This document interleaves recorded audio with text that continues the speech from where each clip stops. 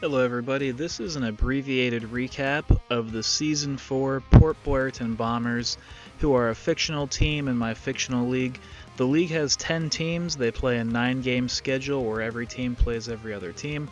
The top 4 teams make the playoffs, and from there we determine a champion through single elimination.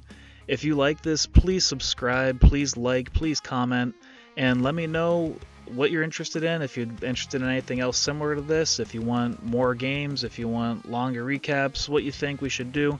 But I'm happy to try out whatever you want. But without further ado, here is the Season 4 Port Boyerton Bombers.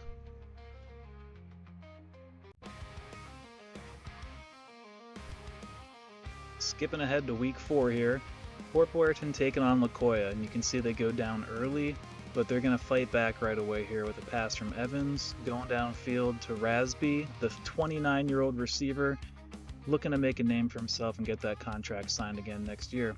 Got Evans rolling out, find the fullback, Hayden, number 21. Got to get the fullback some love. He gets into the end zone to tie it up, and at the end of one, it's 7-7. Lakoya comes out right away, scores on their first possession of the second quarter, but not to be outdone by Port Boyerton. They get on the board again to tie it up at 14. Before the second quarter's over, Lakoya adds one more to make it 21-14 heading into the half for the Tribe. In the second half, Port Boyerton starts it off with an interception, and that's taken into good territory there. Lakoya misses the field goal attempt, and it's still 21-14 going into the fourth quarter. In the fourth quarter, Lakoya play action pass. Port Boyerton bites on it hard. Lakoya takes the lead. But coming back around here, looking to that same pass, this time to Wilcox. They scored on earlier with Hayden, but this time it's the wheel to Wilcox. But it's not going to be enough. Port Boyerton does get some points on the board here. They miss the extra point to make it 20-28 late in the fourth quarter. But Lakoya is going to be able to punch this in from 60-some yards away to put the nail in the coffin, and Port Boyerton will not be able to come back from that one. The very next week, Week 5, Port Boyerton hosted the Linden Center Collies. Linden Center would go up by 3 in the first quarter, and that about did it for the first quarter of action. Not too much offense. But as we take it to the second quarter, Wasserman for Linden Center drops back, finds his receiver deep for the touchdown. That's Burns. He burned our corner on that one for a touchdown. They go up 10-0. Port Boyerton does strike back. That's Rasby, the 29-year-old receiver. Again, this guy is a beast this season. He's making a name for himself, and it makes it 7-10 in favor of Linden Center. On this play, Ziegler, the outside linebacker, picks up the fumble from the quarterback. He's going to take it to the house, almost chased down. He's got to work on that speed, but he'll take it anyway. Port Boyerton's up 14-10. They find Linden Center finds a receiver out there. That's the running back, just beasting our guys out there. Picks up a first down. Linden Center is going to go for the field goal and make it right before the half to make it 13-14 going into halftime. But right before the end of the half, Rasby, the man, the myth, the legend, returns the kick for the touchdown as time runs out. So in actuality, it is now a Port Boyerton 21-13 lead at the half. Linden Center trying to get the crowd or the team pumped up here in the third quarter, but nothing happens. It's still 21-13 going into the fourth quarter now, and Port Boyerton has it. Evans, not known for being a runner, he's going to scramble, he's going to fumble, and Linden Center is going to pick it up. They're not going to get much of a return, but they still got the ball. They're in Port Boyerton field position or territory, hits the receiver out there, and now we've got a closer game. They're trying to tie it up right now, throws it into coverage. Nothing doing there. Port Boyerton will drive it downfield, make it a 24-19 lead, but Linden Center on the last gasp, they're going to throw a pick, which we don't get too many picks this season. That's one of them. That's going to wrap it up for that game. In Week 6, Port Boyerton would take on the Mount Cristo Invaders. These guys are legit this year, and they're led by that running back number 49. That's Courtney Gray. On this play, though, the receiver, number 86, is going to take it to the house, and that's going to be a sign of things to come here. Mount Cristo takes the lead. Port Boyerton's Evans gets picked off on that play, and Mount Cristo's got the ball in Port Boyerton territory. There's Courtney Gray. He's going to go in for his first one of the day, a nice 8-yard touchdown run, and he's not going to be outdone. He's going to take this one for about 80 yards. Courtney Gray again. Number 49, that guy's got to get a better running back number because that is an ugly running back number. At the end of the first quarter, it's ugly. The score, 21-0. Evans gets picked off again here, and that's going to be a house call this time. Mount Cristo is going to take that one and widen the lead. This one's getting out of hand fast. Evans is going to roll out to the left this time. He is not known for his speed, but he is going to get in for the touchdown.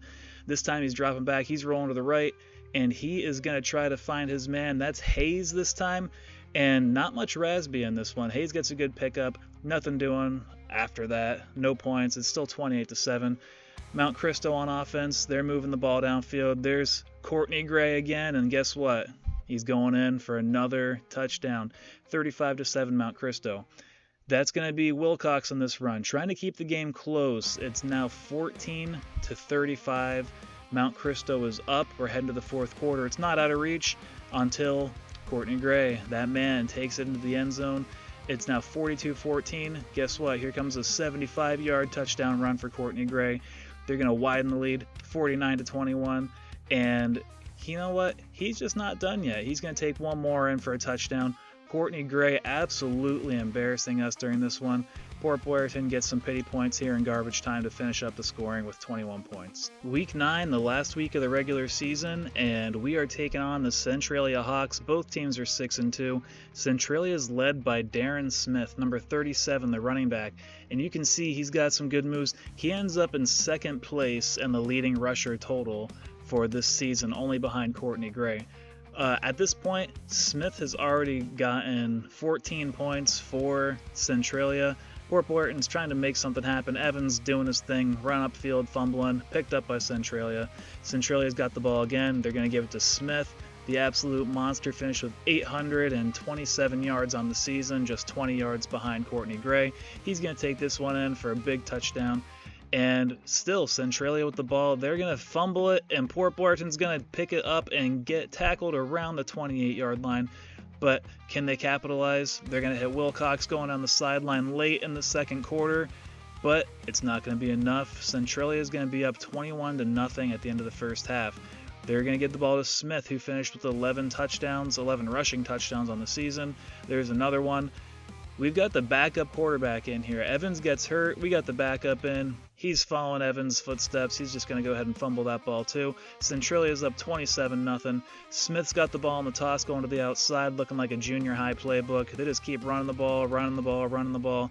And when you get this kind of results, you can go ahead and keep running the ball because they are crushing Port Boyerton right now.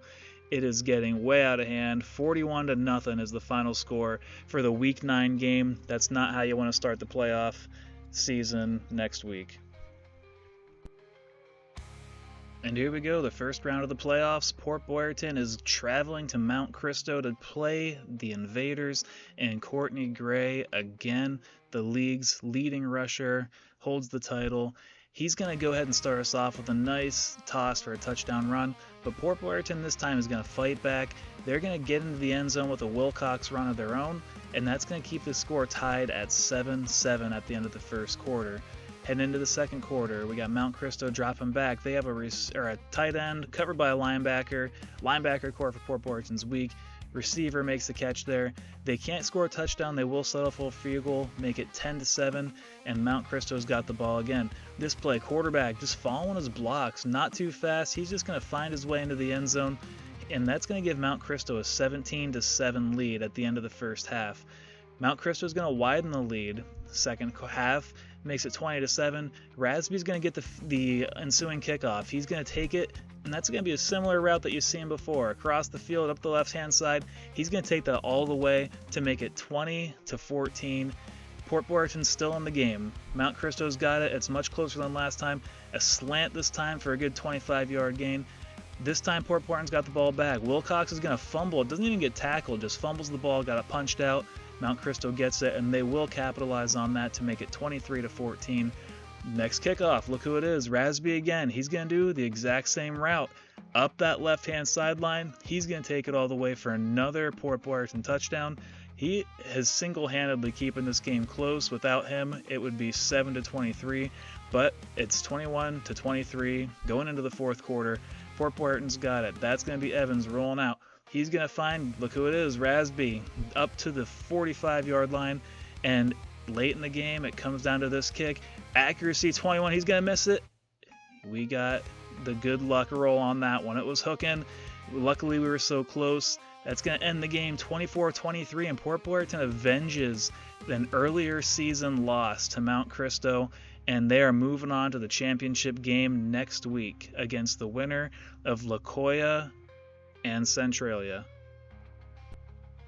Well, folks, here we are. It's the championship game, and based on the last time we saw Port Boyerton play Centralia, you would not think Port Boyerton would have made it.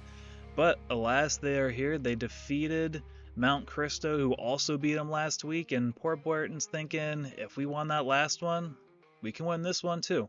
Centralia won by 41 last time they played Port Boyerton. Port Boyerton is wiping that clean from their memory banks. This is a new game, but Centralia is going to start off in the lead. They're going to score with the fullback on that one, the one guy who didn't score last time.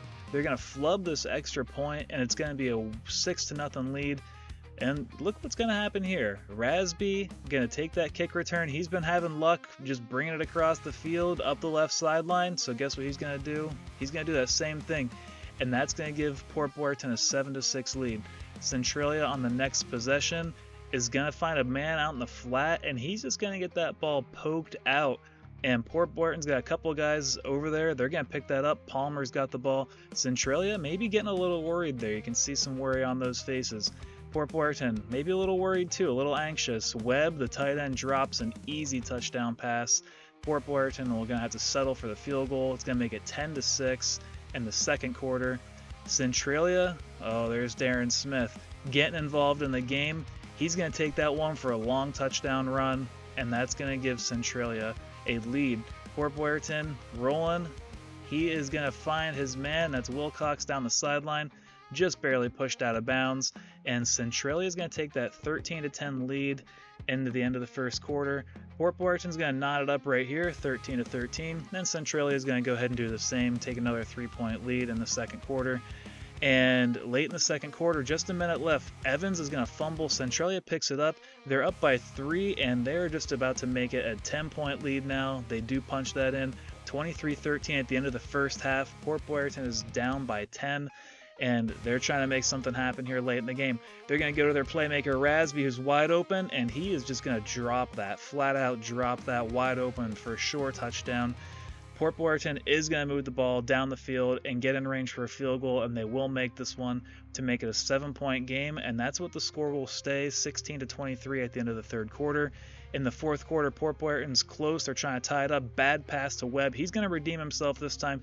He comes back for the ball. He's going to dive into the end zone, and he's going to tie it up, Port Boyerton and Centralia. Late in the game, we're down to 2 seconds left for the championship. No accuracy issues this time.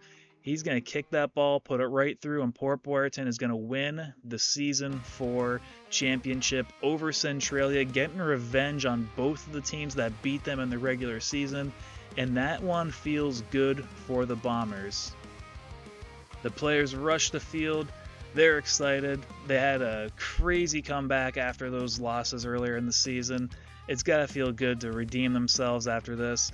And the celebration is on for the Bombers, winning the Season 4 championship. Their Gatorade bathing the coach. It's a celebration. They got the red, white, and blue confetti falling. The Centralia players knew they let that one slip away. They were in the lead. They had a 10-point lead going in late in the game.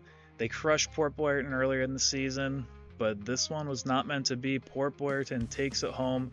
They win the championship. Season 4 belongs to the Bombers.